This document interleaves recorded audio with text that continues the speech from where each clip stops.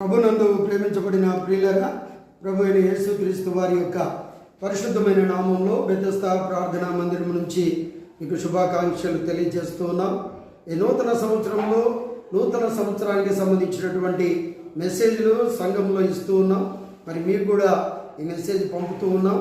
దేవుడు మిమ్మల్ని దీవించి ఆశీర్వదించాలని, మీరు తీసుకున్నటువంటి వాగ్దానాల గురించి దేవుని దగ్గర మొరపెట్టాలి, విజ్ఞాపన చేయాలి. ముందు వాగ్దానం అనే పదానికి అర్థం తెలుసుకుందాం. ఇర్మియా గ్రంథము 33:3 లేదా 33:2 మాట నెరవేర్చు యెహోవా అని ఉంటుంది. కాబట్టి వాగ్దానం అనే పదానికి అర్థం ఏంటి అంటే మాట నెరవేర్చేవాడు. ఆయన మానవుడు కాదు, దేవుడై ఉన్నాడు. కాబట్టి మనకిచ్చిన వాగ్దానం ఖచ్చితంగా నెరవేరుస్తాడు. కాబట్టి ఆ వాగ్దానం మీద మనం స్టాండ్ అవ్వాలి. కొంతమంది కొన్ని దినాలు మాత్రమే దాన్ని గుర్తుపెట్టుకుంటారు, మరికొంతమంది కొద్ది కాలానికి మర్చిపోయేటువంటి సందర్భాలు ఉన్నాయి. మరికొంతమంది దాని గురించి అసలు పట్టించుకోరు. వాగ్దానము తీసుకున్నప్పుడు నువ్వు వాగ్దానాన్ని ప్రభు పాదాల దగ్గర ఎత్తి పట్టాలి. ప్రభు కొరకు ఎదురు చూడాలి, ఓపిక ఉండాలి, సహనం ఉండాలి. ప్రభు ఇచ్చేంత వరకు కూడా పోరాడాలి. అంతేకాని వాగ్దానాన్ని తీసుకొని బైబిల్లో పెట్టుకోవటం కాదు, లేదా దేవుని ఫోటో వెనకల పెట్టడం కాదు. ఇకపోతే వాగ్దానాన్ని ఇచ్చినటువంటి దేవుడు ఎవరి పట్ల నెరవేర్చాడు, అది ఖచ్చితంగా నెరవేర్చబడిందా లేదా అని మనం గమనించినప్పుడు మరి ఆదికాండంలో అబ్రహాము గురించి మనం చెప్పుకోవచ్చు. 12వ అధ్యాయంలో దేవుడు అబ్రహాము పిలిచి మరి అక్కడ కానానులో ఆయన నిలబడినప్పుడు ఆ ప్రాంతమంతా చూపించి, ఇది నేను మీకు మీ యొక్క సంతానానికి నేను స్వాస్థ్యంగా ఇవ్వబోతున్నానని వాగ్దానం చేశాడు. కాబట్టి ఇప్పటికీ మనకు తెలిసిన విషయం ఏంటంటే యెరూషలేము పట్టణం అంతా యూదా ప్రజలదని, ఇశ్రాయేలీయులదని అదొక పేరు ఉందని కూడా మనకు తెలుసు. కాబట్టి ప్రియులారా, వాగ్దానం ఇచ్చినటువంటి వాడు దేవుడై ఉన్నాడు. కాబట్టి నీ కుటుంబ పరంగా కానీ ఈ బిడ్డల పరంగా కానీ ఆయన ఇచ్చిన వాగ్దానాన్ని ఖచ్చితంగా నెరవేరుస్తాడు. దానికి నువ్వు ఓర్పుతో సహనంతో ఉండాలి. అయితే ఇక్కడ అబ్రహాము మనము తీసుకున్నప్పుడు ఎగ్జాంపుల్గా మరి ఆయన కూడా మరి ఆయన యొక్క దేవుని వాగ్దానాన్ని, ఇదిగో నిన్ను విస్తరింపచేస్తాను, నిన్ను దీవించిన వారిని నేను దీవిస్తాను, నిన్ను శపించిన వారిని నేను శపిస్తానని పలికినటువంటి దేవుడు మరి ఆ యొక్క 13వ అధ్యాయానికి వచ్చేటప్పటికి ఆ యొక్క ఇజ్రాయెల్ దేశంలో మరి ఆయన ఉన్నటువంటి ఆ సమయంలో కరువు వచ్చింది. అయితే అబ్రహాము దేవుని మాట మీద నిలకడగా లేడు అప్పుడు దాకా. మరి ఆయన ఐగుప్తు దేశానికి వెళ్ళినట్టుగా మనం చూడగలుగుతాం. కానీ కృప కలిగిన దేవుడు ఏంటంటే మాట ఇచ్చాడు. ఆదికాండం 1వ అధ్యాయం 28 అంటాడు, అప్పటికి ఇంకా దేవుడు ఆదామును అవ్వను చేయకముందే దేవుడు వారిని ఆశీర్వదించెను. ఎట్లనగా మీరు ఫలించి అభివృద్ధి పొంది భూమిని విస్తరించండి అని చెప్పినటువంటి దేవుడు ఇక్కడ మరి అబ్రహాము విషయంలో కూడా తన వాగ్దానాన్ని మర్చిపోలేదు.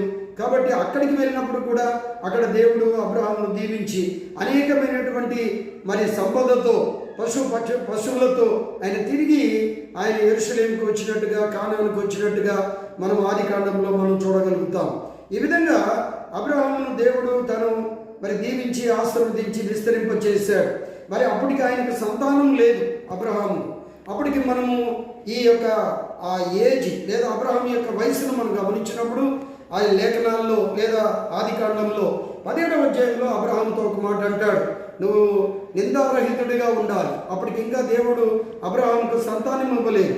కానీ 12వ అధ్యాయంలో ఆకాశ నక్షత్రముల వలె విస్తరించబడతారు, ఇసుక రేణువుల వలె విస్తరించబడతారు, వాటిని నువ్వు లెక్క పెట్టగలవా అని దీవించినటువంటి దేవుడు మరి ఇంతవరకు ఎందుకు ఆయనకు మరి ఆ యొక్క సంతానం ఇవ్వలేదు? మరి 17వ అధ్యాయంలో మనం గమనించినప్పుడు అబ్రహాం యొక్క వయసు 100 సంవత్సరాలు, సారమ్మ వయసు 99 సంవత్సరాలు వచ్చినట్టుగా మనం అక్కడ లేఖనాల్లో చూడగలుగుతాం.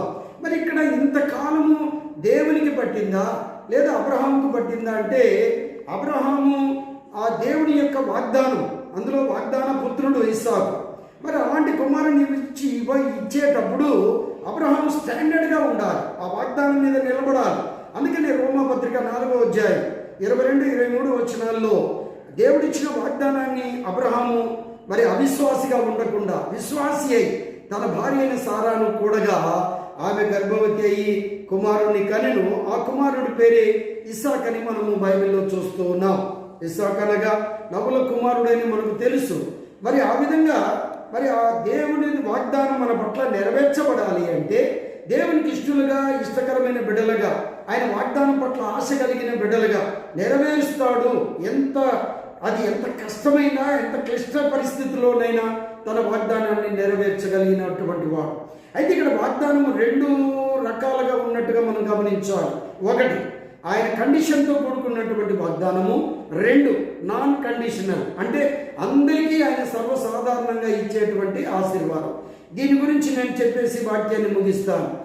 కండిషన్తో కూడుకున్నటువంటి వాగ్దానం ఏందయ్యా అంటే 128వ కీర్తనలో యెహోవా యందు భయభక్తులు కలిగి ఆయన త్రోవల యందు నడుచు వారందరూ ధన్యులు, నిశ్చయముగా నీవు నీ చేతుల కష్టార్జితమును అనుభవించదవు, నీ లోకిట నీ భార్య ఫలించు ద్రాక్ష వలె ఉండును, నీ భోజనపు బల్ల చుట్టూ నీ పిల్లలు ఒలివ మొక్కల వలె ఉండును. ఇది కండిషన్తో కూడుకున్నటువంటిది. ఆయన మాట వినాలి, పరిశుద్ధంగా జీవించాలి, ప్రభు కొరకు నిరీక్షించాలి, నీ కుటుంబాన్ని ప్రభువులో కట్టుకుంటూనే ఉండాలి, వాగ్దానాన్ని ప్రభు పాదాల దగ్గర ఎత్తిపడుతూ ఉండాలి. అప్పుడు నీ కుటుంబం ఆ విధంగా దీవించబడుతుంది, నీ కష్టం దీవించబడుతుంది, నీ బిడ్డలు దీవించబడతారు. నీ ఇంట్లో ఆ యొక్క 112వ కీర్తనలో అంటాడు, నీ ఇంట్లో కలిమి సంపద సమృద్ధిగా ఉంటుంది అంటాడు. కాబట్టి ఇది కండిషన్తో కూడుకున్నటువంటిది. ద్వితీయోపదేశకాండం 28వ అధ్యాయం కూడా మనం చూడవచ్చు.